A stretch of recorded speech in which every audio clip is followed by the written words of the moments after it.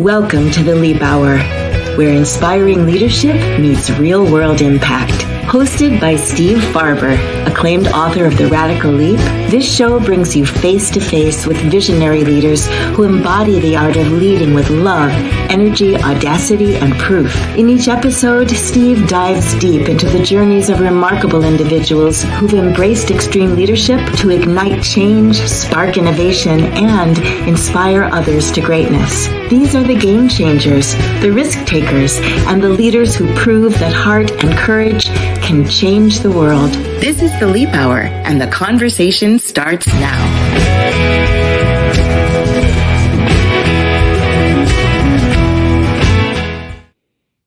Hi, everybody. Welcome to the Leap Hour, episode number 2. I'm Steve Farber. That should be pretty obvious by now.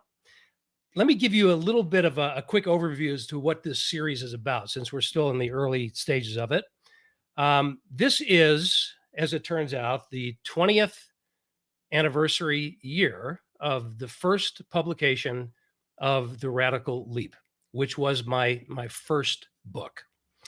And it's been an incredible couple of decades since that book came out, for a number of reasons. For one thing, universally, I guess this is the most important element of it. The book has had quite an impact on quite a number of people. I mean, way more than I had anticipated when I first wrote that thing as a fledgling business author. Personally, what this book has done for me is given me the opportunity to not just connect with, but develop really great friendships and relationships with people over the many years now that read the book.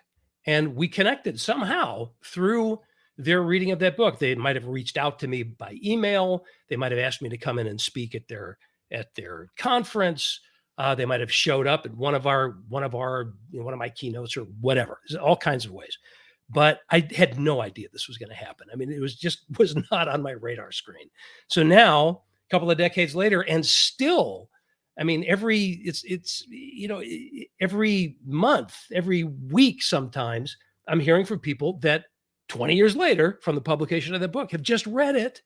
And now I've got new friends and colleagues, in real time.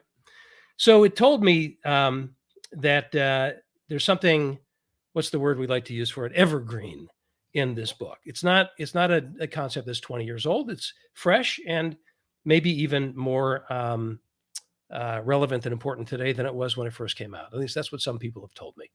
So in that spirit, what we've decided to do, the team and I, is to have a series where we can have a chat with many of these individuals that I've met through the book. And these are extreme leaders. These are people that have made a huge difference in their organizations, many in the business world, some in the world beyond business, in education or the nonprofit world.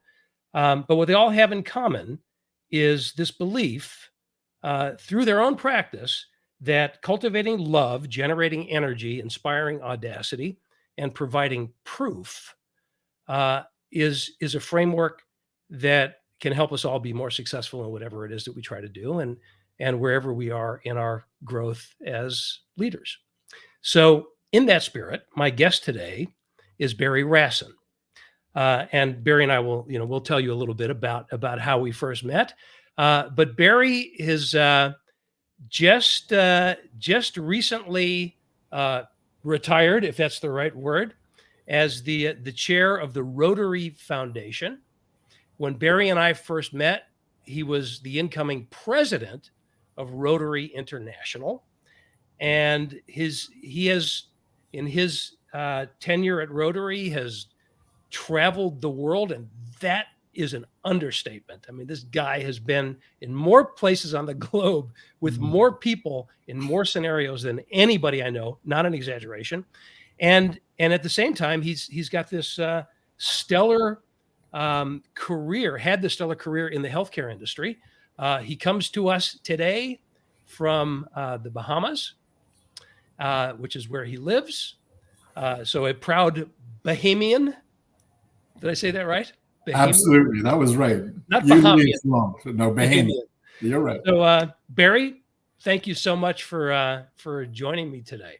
Great to be here, Steve. Really, I've quoted your book so many times over the years. I was trying to remember how many years it's been, but it's a great leadership book. Well, thank you. And before we dive in, I just want to let people know, and we'll put the link up here somewhere. We are giving this book away. So you might think that, oh, Farber's doing this series to sell more books. No, we're giving the book away. We're giving the audio book away. So radicalleap.org, you can go and download the book, and I'll live in your ear for a while you're listening to it. So Barry, Rotary is an amazing organization, and I honestly hadn't had much exposure to it until you and I met. And the way that I recall our meeting, you or somebody on your team had reached out to me when you were incoming president to come and speak at the International Rotary Conference, which was going to be in Hamburg, Germany that year. And then I said, wow, that's cool. Who is this? Who is this Barry Rassin fellow? And what is Rotary? So let's start with that. Tell us, because everybody's heard Rotary, heard the name Rotary, and I think there's a lot of kind of preconceived notions as to what the organization is. So tell us what it is and what it isn't, and your connection to it. Sure. Just quickly how we met. It's there I am coming in as president. I know I have to be responsible for organizing a convention for Rotary International with 25 to 30,000 of our members. Right. And I need to find good speakers. I'm saying, wait a minute, I've read this book, The Radical Leap. Let me reach out to the author. Now, whoever reaches out to an author, it was, before that, I would be so intimidated. I said, no, let me do it. So I sent you an email, you sent me your number, and I said, whoa, he actually responded. And I was able to call and we chatted, and the rest is history. But Rotary International is, in my mind, and I know I'm going to sound biased here, but it's the best humanitarian organization in the world. We do some $400 million worth of service in 200 countries. We've got 47,000 Rotary clubs around the world, 1.4 million members. But, those are just statistics. What we do is we change lives. We go into communities that need water, and we provide water. We go into communities that the school children don't have shoes. We help them get shoes. We do environmental projects, trying to help our environment and our planet get better. We do education, providing scholarships. We do so much in so many places around the world. Last year, we have this thing called a global grant. So a Rotary club can ask our Rotary Foundation for funds. And last year we did 1,285 of those. And they can be anywhere impacting 10,000 people to just a couple of people, to change lives. And I could tell you lots of stories about people I've met and been able to just see their smile when they see a Rotary pin. We all wear our Rotary pin. And when they see it, they smile because they or their family have been impacted in a significant way. And it's just really exciting to be in those conditions. Well, I'd actually love for you to tell us a story like that. But let me set it up first, because at least here in the U.S. where I am, the image of Rotary that I had held in my head was, it's kind of local business people that get together and have lunch every so often, and they're kind of a social club. And that is not what you just described. We're not. It's a lot of people, and I'll be blunt with it. They say this is a bunch of old white men having lunch and drinking together, because that's 40, 50 years ago. That's what people saw. Right. The reality is we're very diverse. We have, like I said, we're in 200 countries around the world. We ask every club to represent their community. So whatever cliques or groups or cultures, try to get them into your club Then we can see what the needs are in your community and respond to the real needs of the community. So, no, we're not, as I say, we're not your grandfather's Rotary Club. This is in the modern day. We have 250,000 members who are between 18 and 30 years old. Oh my gosh. How many members total? 1.4 million altogether. Really? Yeah. So it's a lot of people who, and they're when I was president that year, I visited 60 countries and met with Rotarians in those countries, as well as, by the way, the heads of state. Rotary is respected in all these countries. So they'll introduce me to the premier or the prime minister or president, and we have a chat. And they all express respect for what Rotary accomplishes in their communities. So I wish everybody could see it, because more people would want to be members. I find anytime somebody in a community sees what we do, they ask, oh, I want to be a part of that. How can I get into Rotary and help with those kind of things? So help us see what you do. Can you share a particular story of a community that you visited? Sure. Let's see. I got so many. Malawi. My wife Esther and I visited Malawi, visiting the Rotary clubs. The Rotary Club took us to the school. And where is Malawi? That's in the continent of Africa, on the eastern side, not the west. Okay, gotcha. And that year I visited 12 countries in Africa because they have lots of needs, but Rotary there is doing amazing things. So we visited the school, the principal showing us around with the local Rotarians. And Esther went into this one classroom where the kids you were talking 10, 11, 12-year-olds. They were so happy. And what Rotary had done is brought them 2 toilets, and they put in a dragon pump so they could have water to drink and to wash their hands with. This school of 4,000 people, 4,000 kids, and 135 teachers never had toilets or water before. Wow. Okay, so imagine that. I mean, the girls in the school couldn't go to school part of the month because there's no toilets. So Rotary did something to help it. It's only 2 toilets, so I'm still thinking we got lots of work to do. But when we go to this classroom, and Esther is like in the middle of the 100 kids, there's no blackboard, there's no table, there's no chair, but these are the happiest kids in the world. And one of them came over to me and he pointed to the pin on my lapel. He says, I know people who wore that pin are the ones who brought us the 2 toilets. He said, I'll probably never be able to travel, but when you see people who are wearing that pin, please say thank you for us, because you changed our life. I mean, the impact of something like that is incredible. So there's a couple of things in that lovely example that really strike me. What the interpretation of "you changed my life," what that means, and how different it is for people all around the world. That from a Western prosperity perspective, it sounds like we don't even think about it. I mean, 2 toilets in one house is not enough for us, right? No. Let alone water that I can just pick up and drink whenever I want.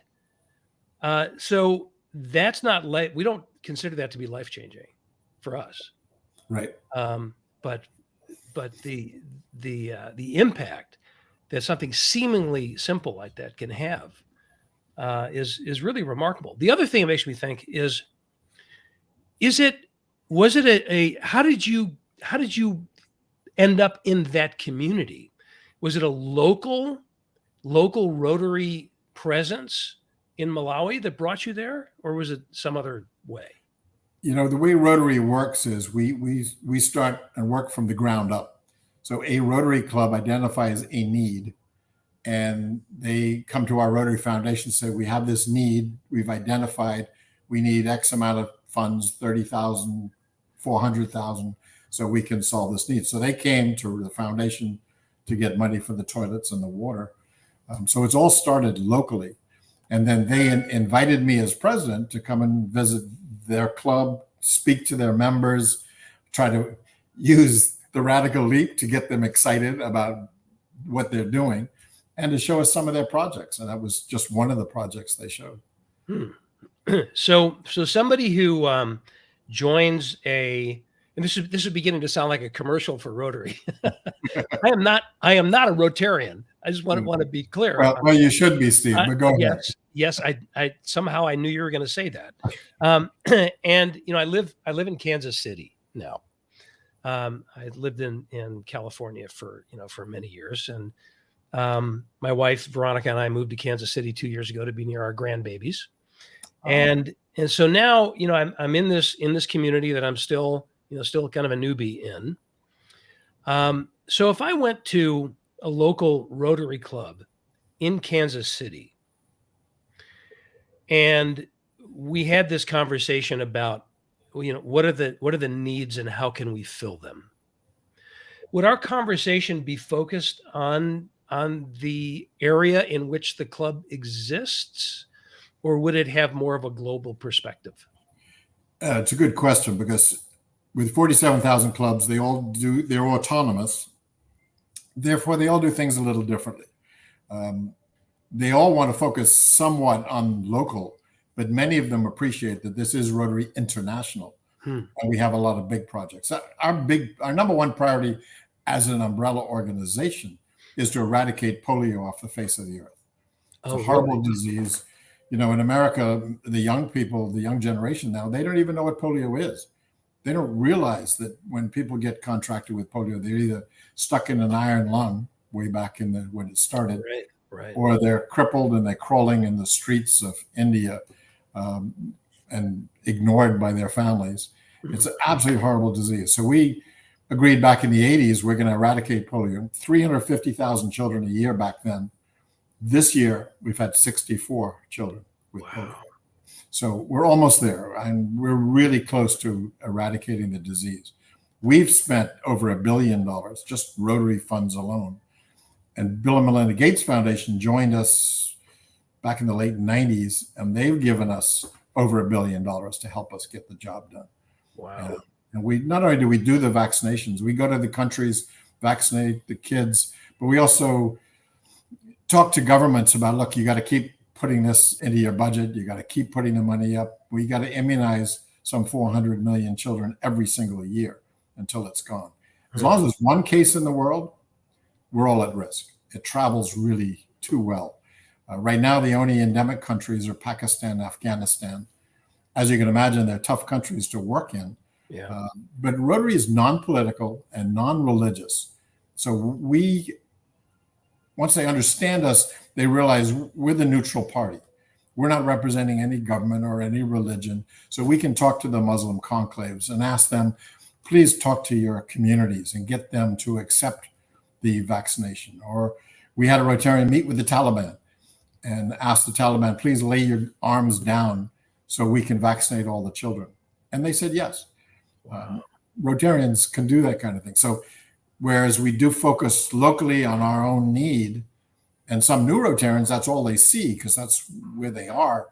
But the more you get involved in Rotary, the more you see the big picture and realize you can do so much. A couple of years ago, we started what we call a program of scale, where, again, started with the local Rotarians in Zambia, in Africa.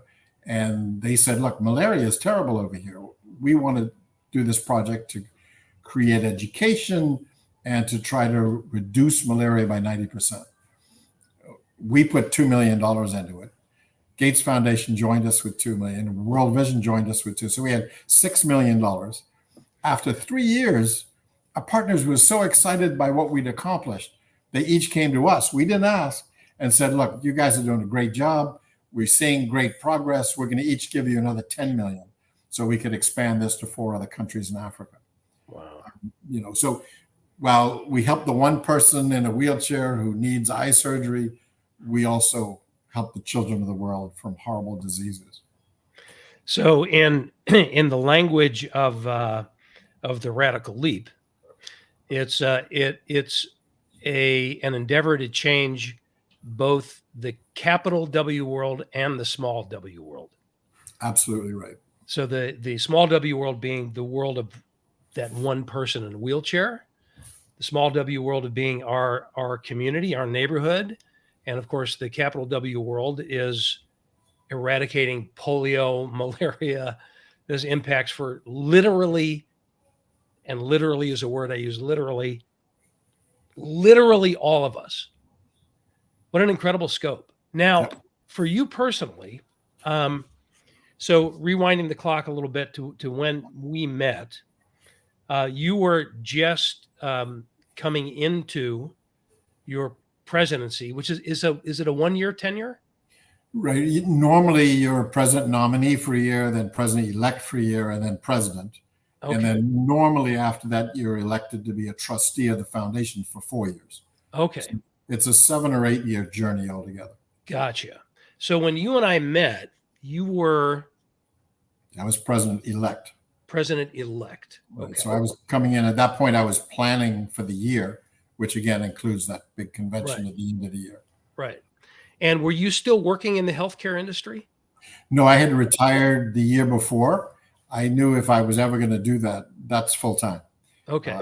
I mean, Right. Yes, sure. Yeah. That's full So time. I couldn't 60 countries in a year is a full-time job for sure. So your healthcare career, just to tell us the high level of that, because you were in the administrative side of the thing. Yes. Right? Yeah. And in process of writing a book because it's a long story, but I'll be brief. My dad he was the first surgeon in the country. He wasn't happy with healthcare when he came, so he started his own clinic to treat his patients. He was the first surgeon in the Bahamas? Yes. Wow. Yes. He was in the Royal Air Force and posted to the Bahamas to take care of the troops in 1945, the last year of the war. And he loved it, so he came back after the war.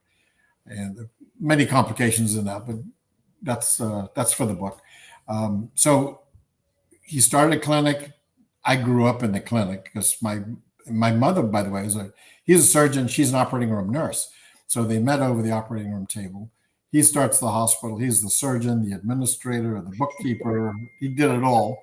And my mother was the head nurse, and she took care of the patients. And she was truly a Florence Nightingale. All she had to do was put her hand on you, and you felt better.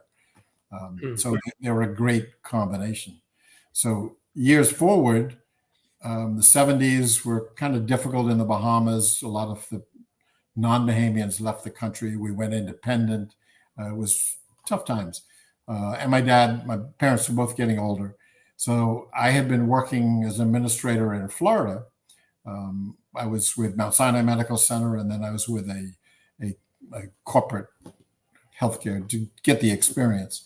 And then in 79, I came home to help him. I could see the place kind of, getting older and needed some help. So I came home, and long story short, I built a new hospital with the modern technology.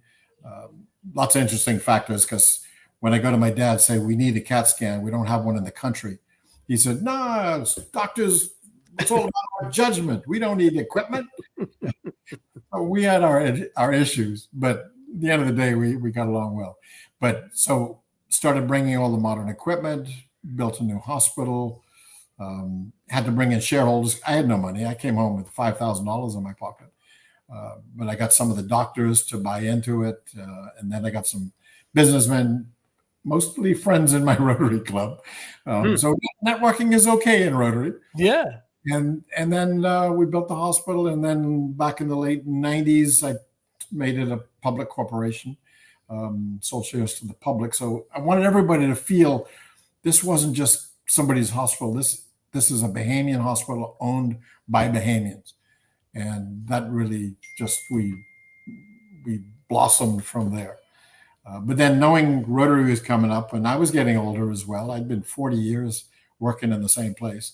And I said, you need new blood at a point. You want new energy, new thoughts, and new people who love what they're doing. So I found one of the doctors, and he agreed to buy my shares and take it over.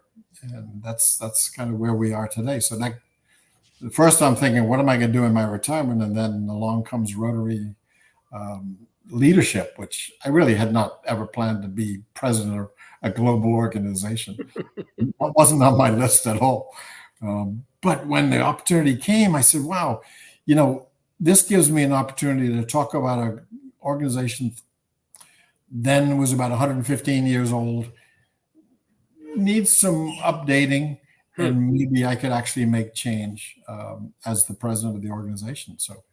So you, and correct me if I'm wrong on this, but my recollection is that one of the things that you saw in Rotary that you wanted to change was an underrepresentation of the younger generation of people, right? Yes. So you put your focus on, we need to get young people into Rotary whose image was, as you said before, a bunch of old white guys having lunch. Right. So is that right? Am I remembering that? You're absolutely correct. What we had at that point was we had a program in Rotary, which was called Rotaract, which allowed individuals from 18 to 30 years old to join a Rotaract club, but it was a program. And yet here are young professionals who are leaders. So as I traveled around the world, I'm meeting with these Rotaract clubs and Rotaractors just to hear their opinions and realize, why are we holding them down? Why are we calling them a program? So I made the effort and took it to our Council on Legislation, which is the Rotary group that the only way to change the Constitution and bylaws is to go to the Council on Legislation. And there's 528 delegates who have to vote. And to make a change to the Constitution, it takes a 3/4 majority. So you can imagine changing a Constitution is no easy task. But I'm thinking, I've got 250,000 young people in their 20s who could be part of Rotary going forward. So we need to change the Constitution and get them to become members of Rotary clubs when they're finished with the Rotaract. And it didn't pass the first time, but the way the system works, I was able to get somebody to bring it back on the floor the next day, and we got it passed. And the next day, next morning, not the next year, not the next day, the next day. Well, they only meet every 3 years. I couldn't wait 3 years. Right. So it happened. It was passed. And you got to imagine, when you're in 200 countries, the cultures are different everywhere. Yeah. So in some parts of the world, to have a young person to be equal to the elderly, that's really against the culture. Interesting. So, the people in the room from those cultures, of course, they couldn't understand it at first. But finally, we were able to get that done, changed the Constitution, and then we changed a lot of policies and rules so we could allow these young people to become leaders, not only members in a program, but to be leaders in the organization so they could help bring their understanding of today's world to our elderly group, including myself, because they're right on. They think differently than we do, and we need that different thinking with all of our clubs. So yeah, it was a. And what year was that? That would have been 2019. Sorry. 2019. Yes. Yeah. So that was like yesterday. Yeah. And you've got 250,000 members in that age group now. Right. Yeah. Is it the fastest growing demographic in Rotary? Fastest growing. When we look at fastest growing, we look at by region as opposed to by clubs. So where the United States is not the fastest growing, India is. And India, I don't know if it's coincidence, but they have more Rotaract clubs than anybody else does. So the youth, but in India, they see it's prestigious to be part of a Rotary organization, Rotary Club, Rotaract Club. So they want to be a part of it. They want to be the president of the club. And I think it's because, and this is just my opinion, in a country like India or many countries in Africa, they see the problem every day. They see the poverty. They see people who don't have shoes to wear. Whereas in America, it exists, but we tend not to see it in America. Right.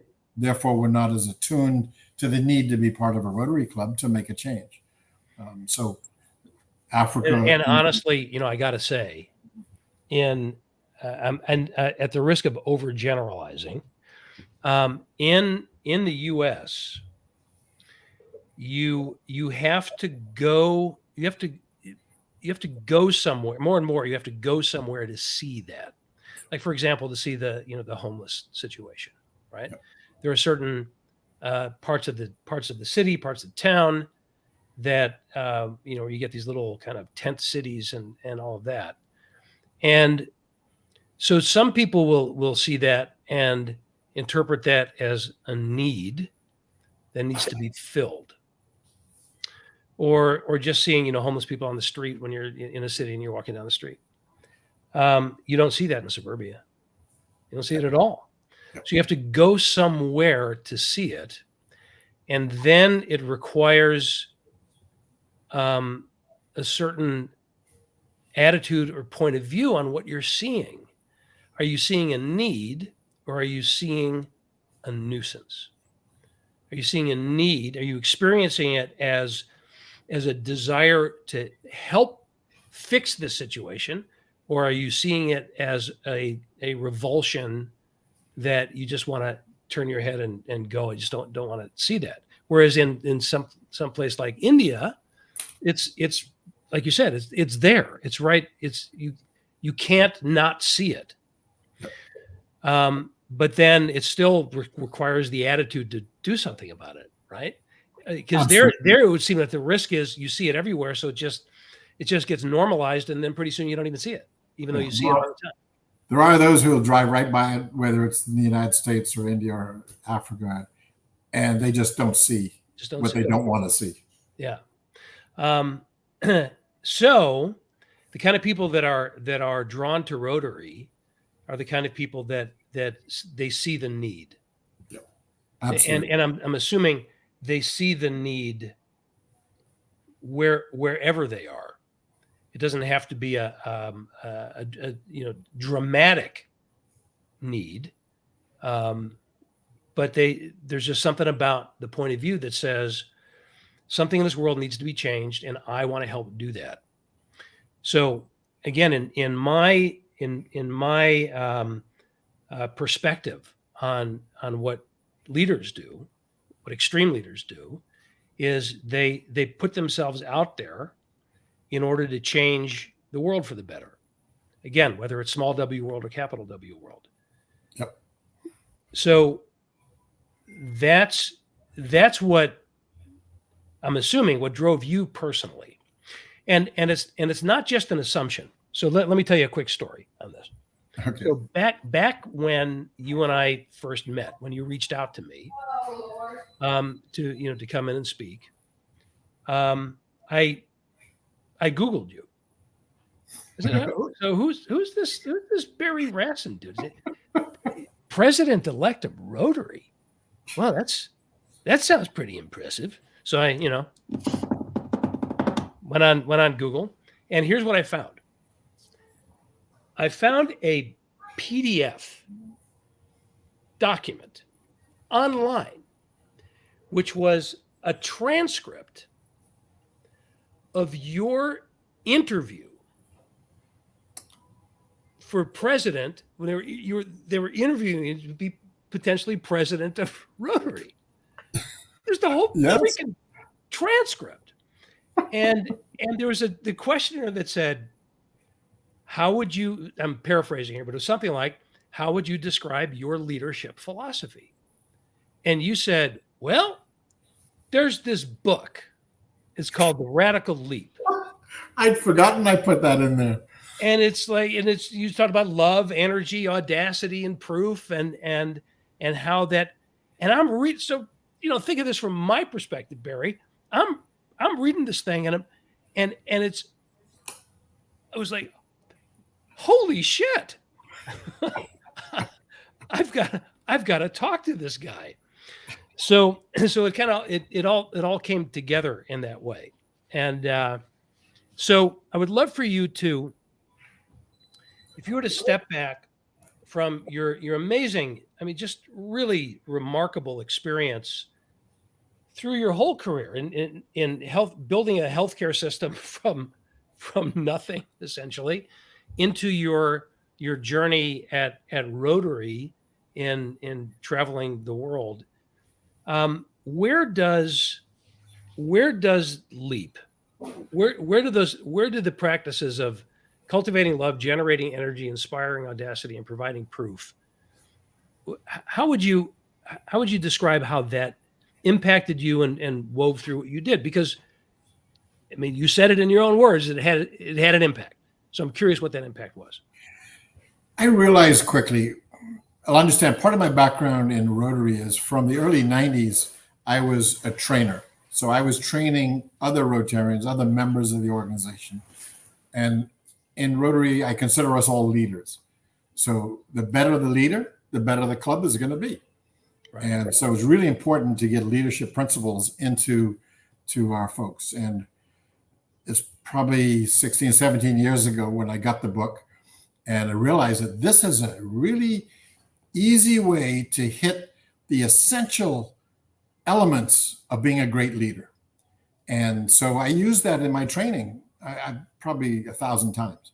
I train groups of presidents in regions. I train groups of governors in regions. And I could go in and for 10 minutes, just talk about love, energy, audacity, and proof, and ask them, and then get them involved in that discussion. And of course, they write down what the book is. So if they don't remember what I said, they'll go read it. And I realized that the impact it's having on these individuals, they're realizing that if they show that they, and first of all, like, as you know, in leadership, nobody talks about love. They use other, you care about people, et cetera. But love, people kind of listen to you when you're talking about that. What's he talking about love? Nothing to do with leadership, but it really is. And when I can get a leader to say, I really need to love my members, and I need to love my community, and I need to love the world. And if I have the enthusiasm and the energy, I can infect them all with this desire to do more. And by the way, if we're audacious, imagine how much more we can do. We're talking about eradicating polio off the face of the earth. Who's more audacious than we are? Nobody.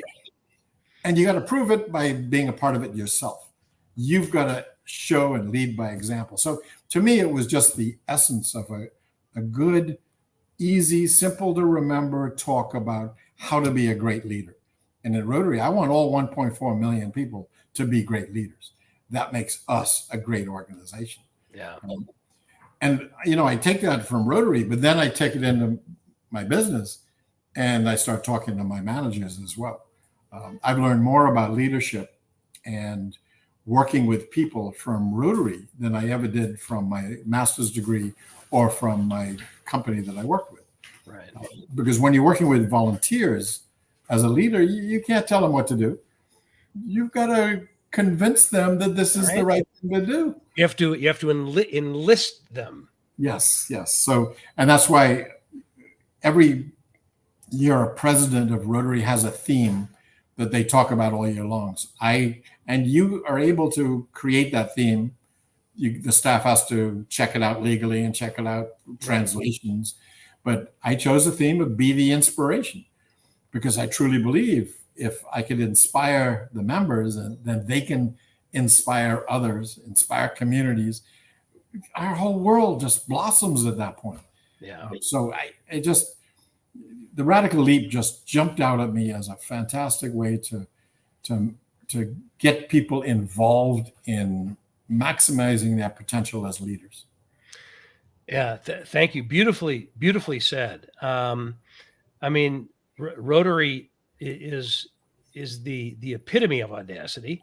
Plus, the story you just told us a few minutes ago about changing the bylaws to bring younger people in. I mean, that was audacious.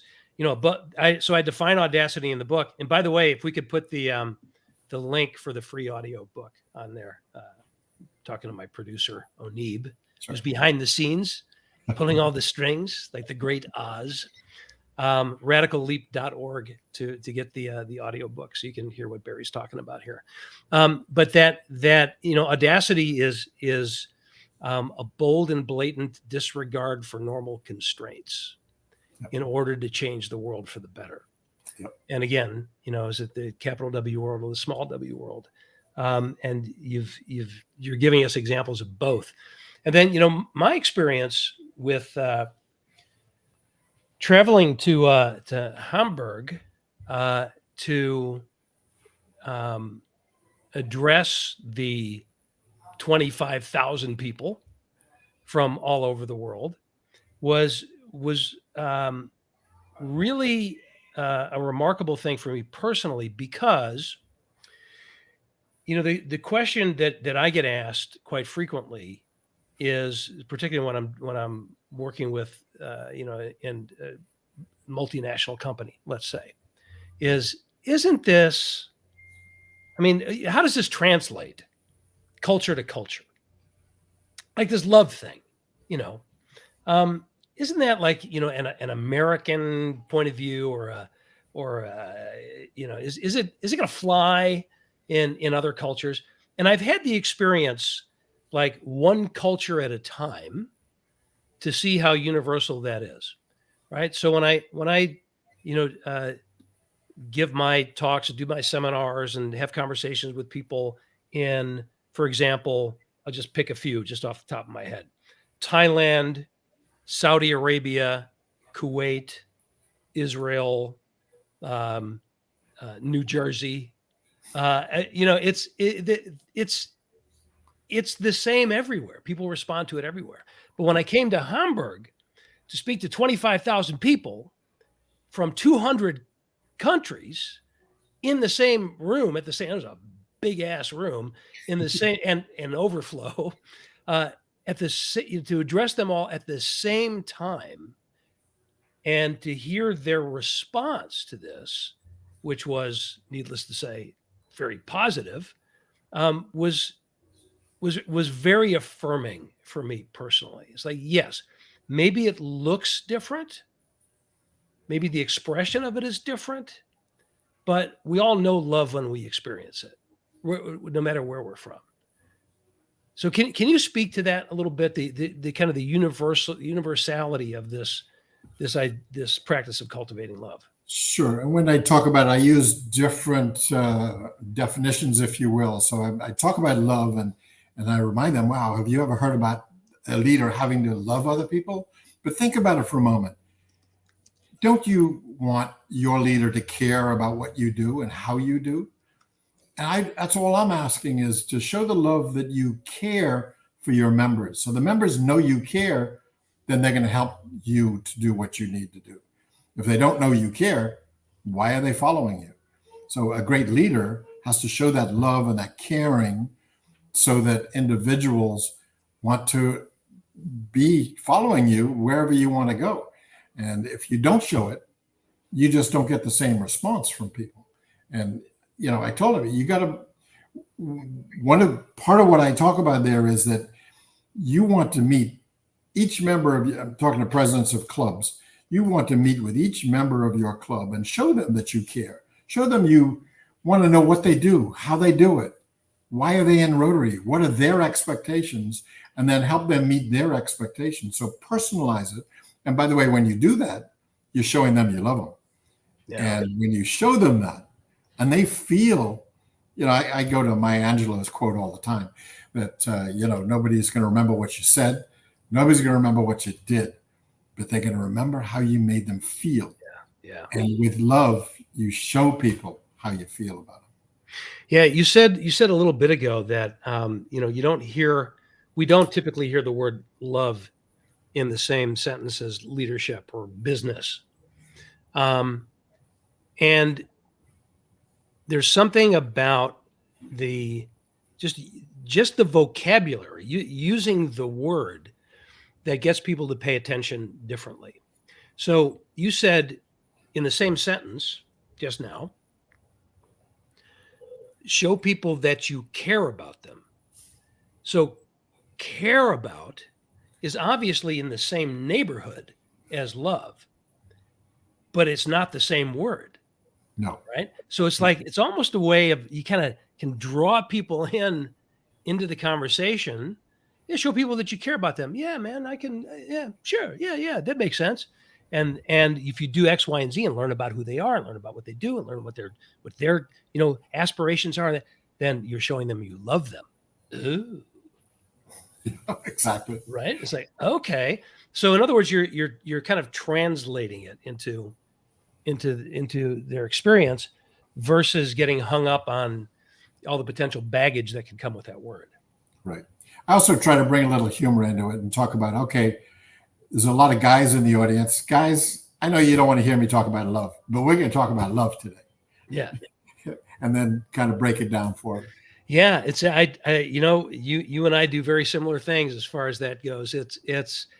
It's about acknowledging the discomfort in it, but then giving people the opportunity to see it from their own experience. We, as the vast majority of us human beings, can relate to it. I'm not going to say it's everybody, but there's something about giving people the opportunity to relate to their own experience and not get so caught up in the definition of the word, which is the other thing that people have said to me over the last 20 or so years is, well, what do you mean by love?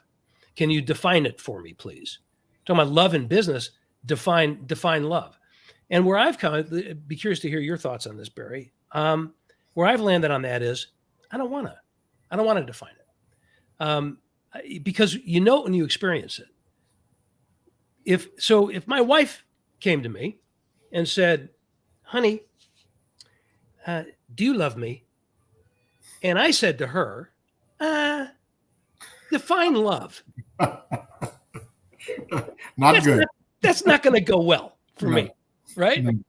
So that's kind of my attitude on it: is demonstrate it, don't define it. That absolutely, you've got to demonstrate it, and I try to do that in these talks and give examples of how.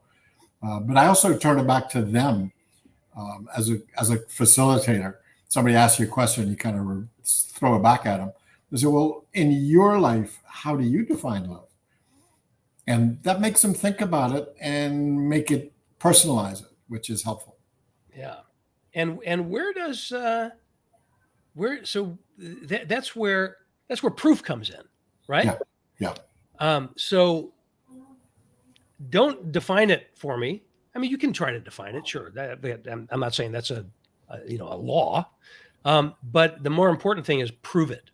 Right. So you tell me that you love me, as you love that I'm showing up as a member of our local Rotary. Prove it. Yep. Show me. One example I use about proof is that as the leader of the club, you're going to go to the club and ask them to make a donation to the Rotary Foundation.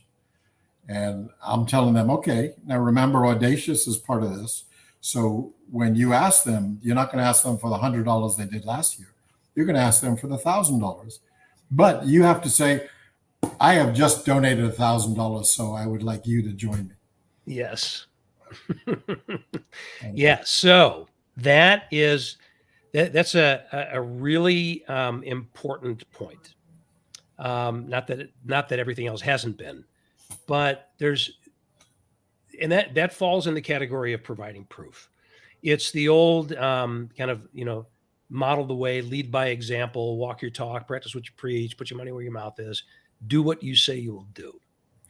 So to hold myself up as the walking, talking, living, breathing example of what I'm asking you to do is a huge opportunity, and I would say deficit right now, which is, deficit and opportunity often come hand in hand, right? No, but it's because if it's a deficit, it's also an opportunity. So I'm actually in the midst. I haven't talked a lot about this. I won't say much about it now, but I'm in the midst of writing a book on this very thing. It's this, as Jim Kouzes and Barry Posner, two of my mentors, put it. They called it DWISYWD, DWISYWD. Do what you say you will do. And it's that congruence between the words that come out of my mouth and the actions that people see from me. So my willingness to for example,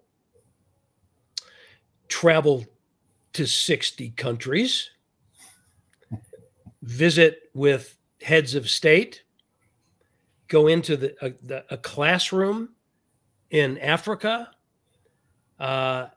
stand up in front of tens of thousands of people and ask for their commitment.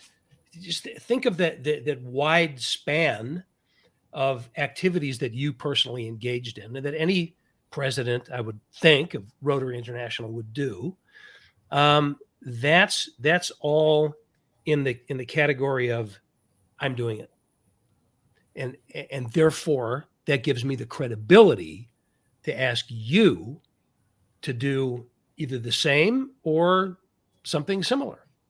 Absolutely. I'll give you a quick example. As you can see, when you're at the convention, I have to make a lot of speeches. Yeah.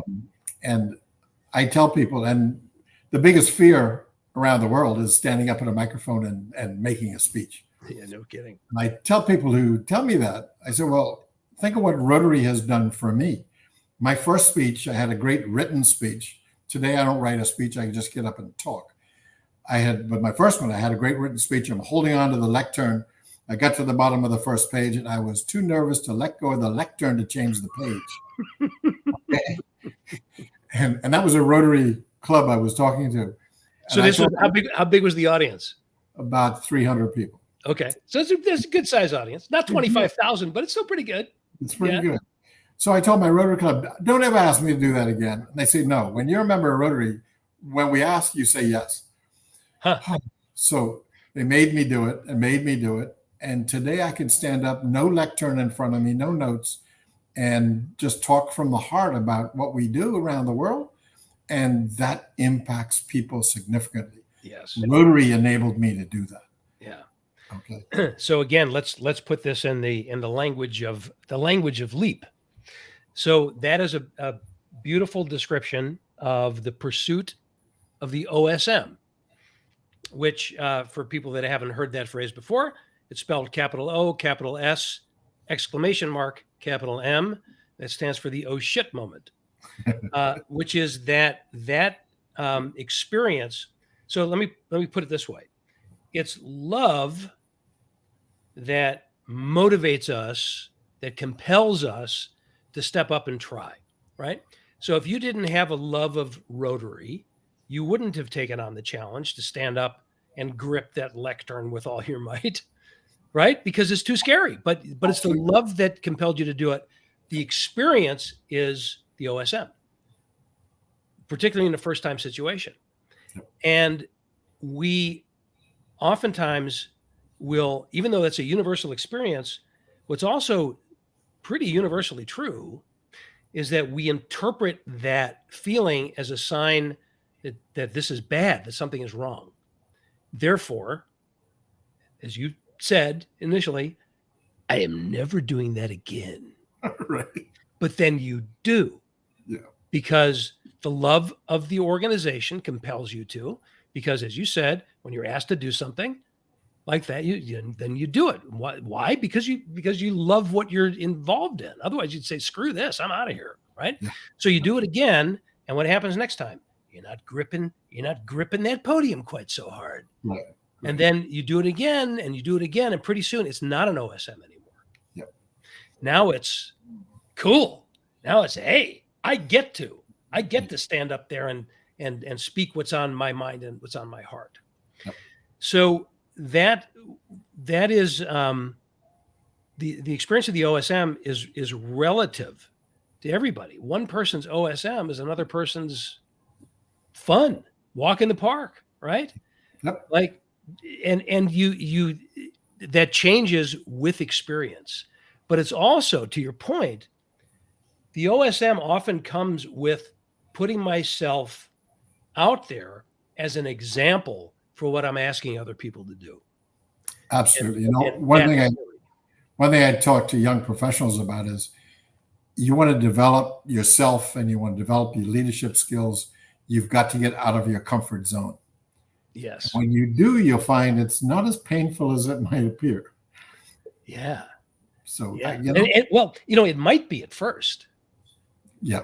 At first, it definitely is. So let me ask you, if you go back to that that first experience where you couldn't turn the page because you were gripping the podium so hard.